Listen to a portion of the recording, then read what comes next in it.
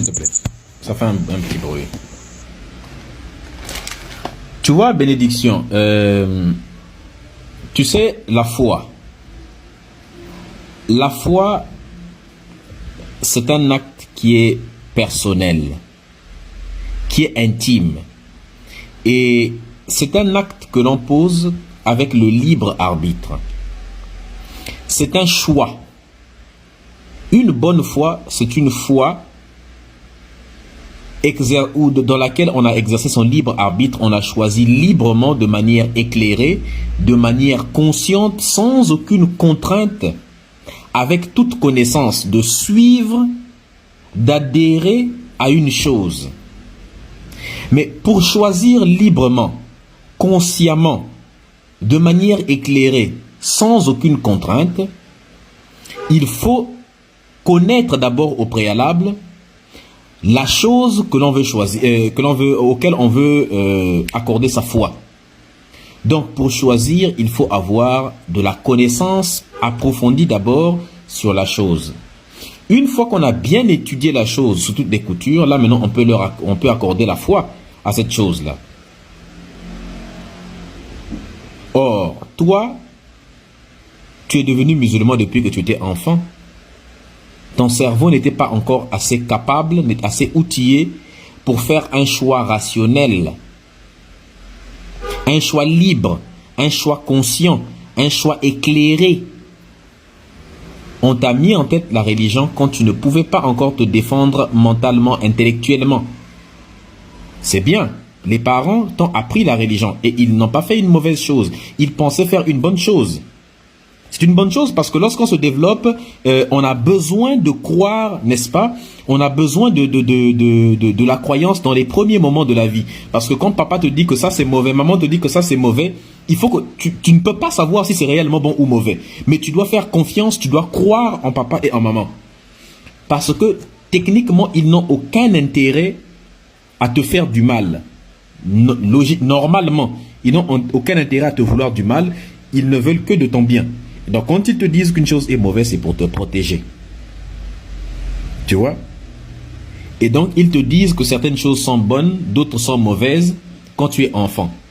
Mais grandir, c'est quoi? Grandir, c'est apprendre à remettre en question toutes les connaissances, ou entre guillemets les pseudo-connaissances ou les croyances qu'on a eues, tout ce qu'on a accepté comme étant des vérités absolues, comme le bien, comme le mal quand on était enfant, tout remettre en question, douter de tout, et puis finalement se demander, est-ce que c'est vrai ou c'est faux? Pourquoi? Tu vois? Eh bien, tu vas maintenant comprendre qu'il y a des choses qu'on t'a demandé d'accepter comme vraies alors que ce n'était pas tellement vrai, mais c'est juste qu'on ne pouvait pas t'expliquer les véritables causes de cela. Et tu te rendras compte qu'il y a beaucoup d'idées reçues qu'on t'a mis dans la tête, parce que les parents, c'est des êtres humains aussi, c'est pas des dieux. Ils t'ont aussi transmis leurs croyances à eux, les idées reçues, les choses qu'ils pensaient être vraies, alors que ce n'est pas vrai. C'est ça, grandir. Tant que tu n'as pas fait une action dans ta vie qui consiste à questionner tous tes acquis, toutes tes connaissances, pour trouver les preuves qui vont soit confirmer ce que tu penses être vrai, ou infirmer ces choses, c'est que tu n'as pas encore grandi, c'est que tu es toujours un enfant. Voilà pourquoi on dit qu'il y a des adultes, il y a des enfants de 77 ans, et il y a des adultes de 7 ans. C'est-à-dire que par la tête, il y a des gens qui réfléchissent, qui commencent déjà très tôt à remettre en question des choses.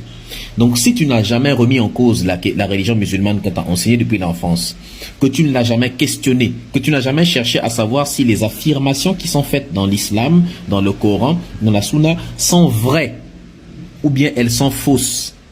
Le prophète Mohammed est le meilleur des hommes. Est-ce que c'est vrai? Quels sont les actes qu'il a posés?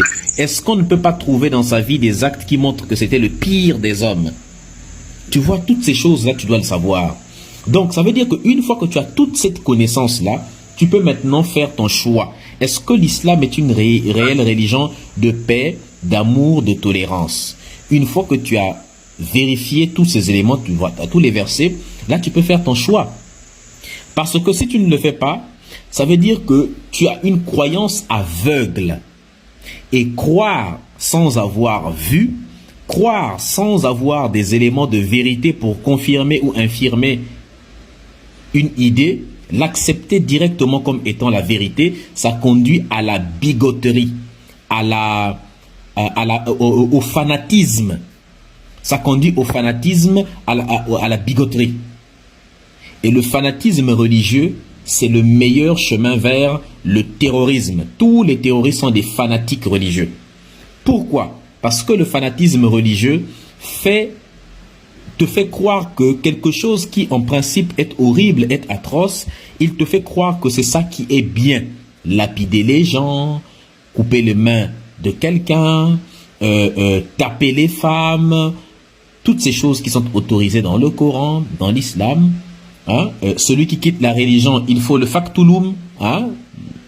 Je ne vais pas dire le mot, hein? Mais il faut quelque part l'aider à envoyer sa tête se balader quelque part un petit peu loin de son corps, tu vois, de préférence avec un sabre bien aiguisé, ce genre de choses-là. On te fait croire que c'est bien alors que c'est mal. C'est parce que tu ne vis pas dans un état où la charia est appliquée. Trouver normal que l'on tue quelqu'un juste parce qu'il a critiqué le prophète Mohammed, c'est arrivé plusieurs fois. Au Nigeria, il y a une fille qui s'appelait Deborah Samuel. Eh bien, elle a été butée simplement parce qu'elle avait émis une critique sur Mohammed. Et c'était affligeant de voir des papas, des mamans, des enfants sortir des parcelles, aller dans la rue, prendre des cailloux, lancer, verser de l'essence sur elle, la brûler, la jeune fille, mettre des morceaux de bois sur elle, sur un être humain.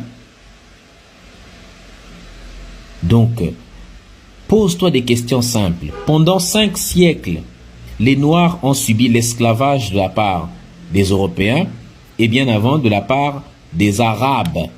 Ils sont venus, ils nous ont esclavagisés, ils nous ont transportés par des kilomètres, ils ont coupé les sexes des hommes. Ça faisait mal. Va lire le génocide voilé de Tidiane Ndiaye. Ils ont découpé, il explique comment on faisait la découpe, sans anesthésie. Tout ça c'est autorisé dans ton Coran, l'esclavage. Où est-ce que Allah était? Pourquoi a-t-il regardé sans agir des individus esclavagiser ton peuple à toi pendant des siècles?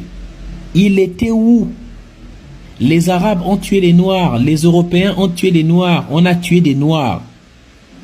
Alors que Allah il dit dans le Coran que il est le seul à décider de l'heure de la mort de chaque individu. Ça veut dire que la mort, nous avons eu 500 millions de morts. Allah est celui qui, dans le Coran, a dit qu'il contrôlait l'heure de la mort de chaque individu. Nul ne peut avancer l'heure de la mort, nul ne peut reculer l'heure de la mort. Dans ce cas, expliquez-moi. Donc, ça veut dire que c'est Allah qui a décidé de l'heure de la mort de 500 millions de Noirs. Pourquoi moi, je devrais croire en un Dieu qui a permis, qui a décidé de l'heure de la mort de 500 millions des miens? Pourquoi? Parce que des Arabes sont venus me le dire. Et en plus, ce sont les mêmes Arabes qui ont participé à tuer les miens. Je dois croire en une spiritualité, en une religion apportée par eux. Depuis quand est-ce que... Attends, bénédiction. Depuis quand est-ce que tu peux prier le Dieu des génocidaires, le Dieu des gens qui ont tué ton père, ta mère, tes ancêtres, tout le monde, tes frères et tes sœurs, et toi tu commences à prier son Dieu à lui et tu abandonnes ton Dieu à toi? Mais c'est la pire forme d'aliénation, de colonisation qui existe. Je vais te répondre. Tu vois, non, mon frère. Les Arabes dont tu parles qu'ils ont tué nos ancêtres. Attends. Bénédiction, laisse Dieu, il va chuter, non. Et puis maintenant, tu auras 5 minutes pour pouvoir te prononcer et puis descendre. Et puis maintenant, Al-Kamate aura 5 minutes pour pouvoir descendre. C'est pas grave, dans les 5 minutes, là, je lui donne au moins 1 minute pour poser sa question. Vas-y.